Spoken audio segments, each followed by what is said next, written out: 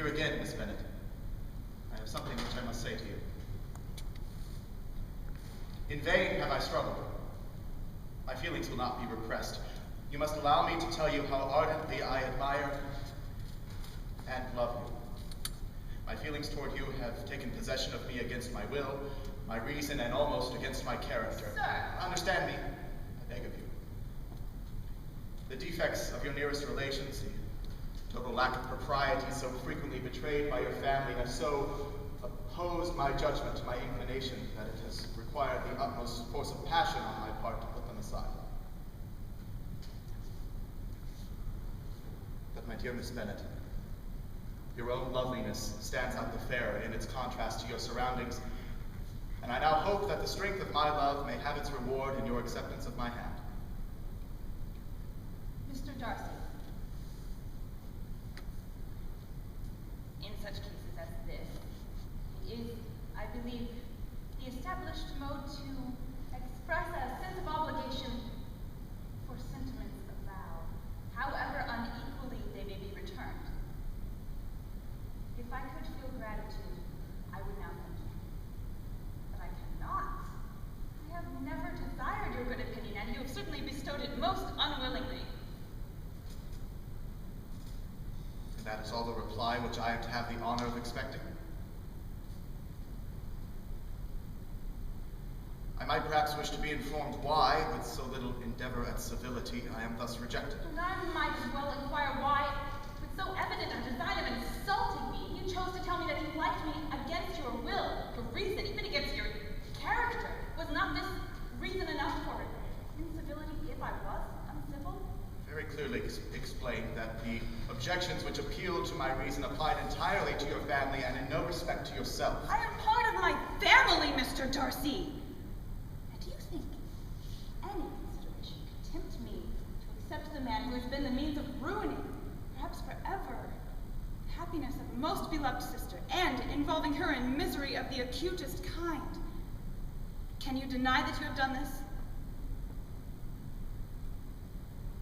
I have no wish of denying that I did everything in my power to separate my friend from your sister.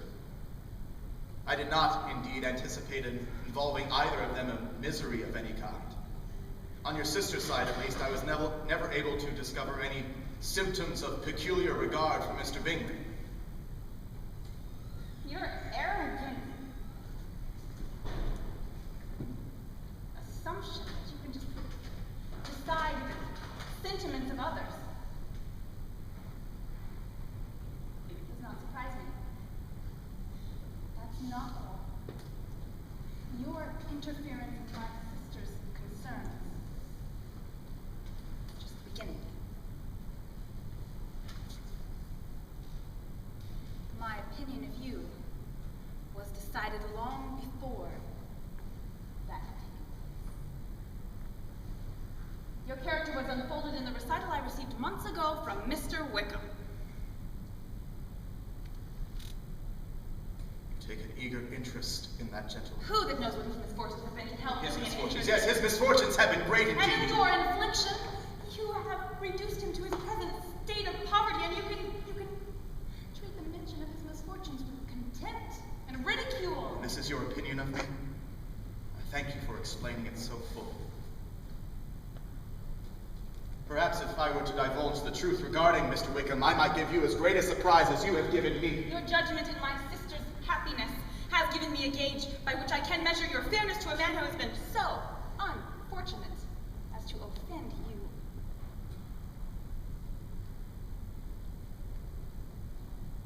My faith in Mr. Wickham is unshaken.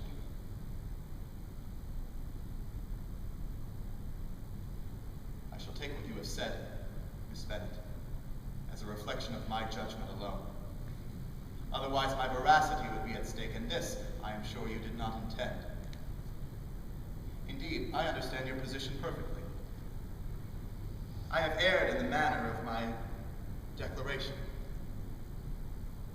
Your bitter accusations may have been suppressed had I concealed my struggles. It is my own fault. I have wounded your pride.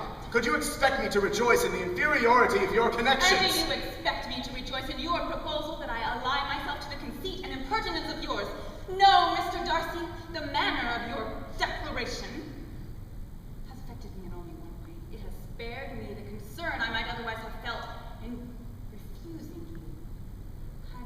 behaved in a more gentlemanlike way.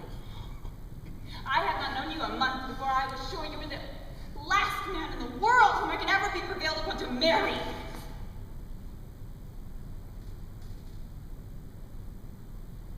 You have said quite enough, madam. I perfectly comprehend your feelings, and now have only to be ashamed of what my own have been. Forgive me for having taken up so much of your